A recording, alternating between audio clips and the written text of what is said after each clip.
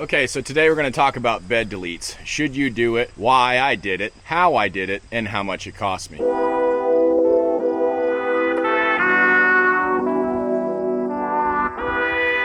DOT length limit for commercial pickup truck and trailer is 65 feet. However, if you remove the bed, add fenders and lights, have it inspected and re-registered as a tractor, you become essentially like a big rig, and the 65-foot length limitation no longer applies to you. Couple things. Depending on how your local inspection officer interprets it, determines what you can get away with or what you'll be forced to do. So call ahead. If you don't like what they have to say, call a different county. You may get a different answer. You may have to travel a little bit further, but it may be worth it. When I called my local highway patrol, the one who's going to be actually doing the inspection, he said I have to have fenders, mud flaps, lights, a bumper, and whatever I fabricated could not be used to carry anything at all. When I asked, could I put a toolbox, an external fuel tank, my tarps, my spare tire on there, he said, oh, I suppose that's okay. So the guy was kind of making it up as he went. He was kind of a tool, but anyway.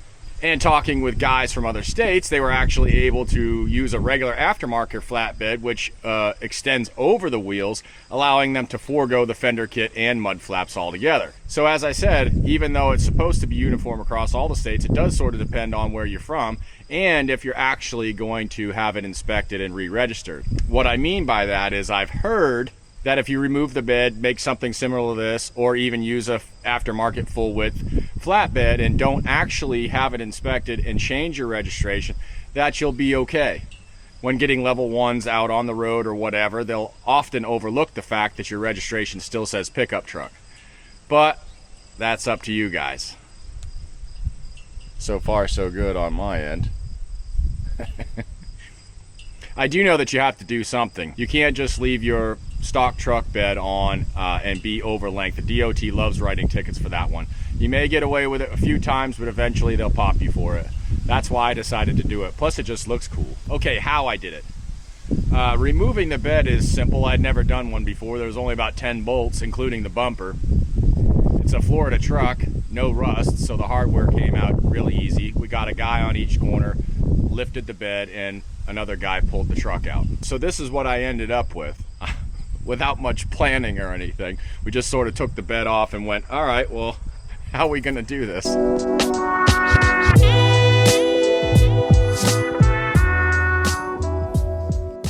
I would have preferred to use aluminum for this entire project. My son can weld aluminum.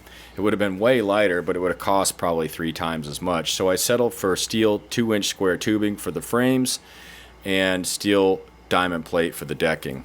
It's essentially just a square or rectangular frame with the 2-inch and then one piece going across the center for support and mounting. I utilized the existing mounts on the frame with some 5/8 hardware just dropped down through the tubing. 4 bolts on the front section, as well as the 2 bolts you'll see hanging down there. Those are just from my toolbox.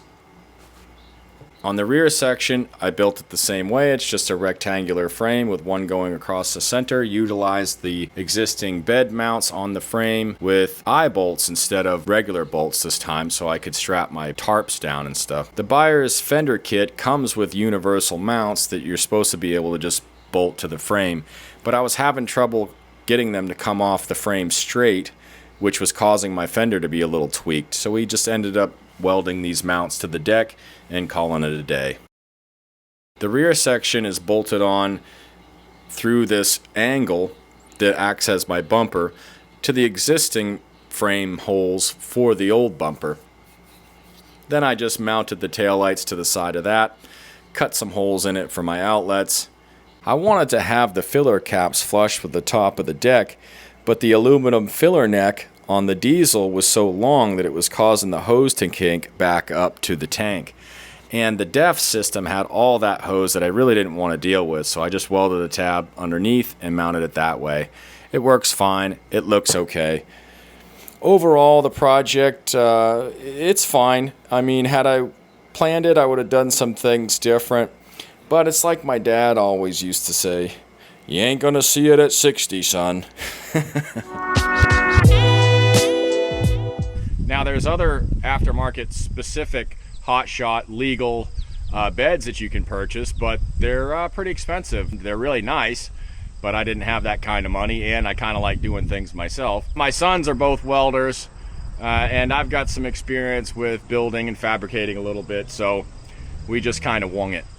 As far as the cost goes, it was about $800 for the steel, $500 for the buyer's brand fender kit, a few bucks for the hardware and the mud flaps. The lights were about $100 on eBay. Those were plug and play. So all in all, I was about $1,600 in the total bed delete. Plus, the bed that came off the truck was in immaculate condition, and it has the multi-pro tailgate, the one with the step built in. So that's why I figured, shoot, I'll just go for it.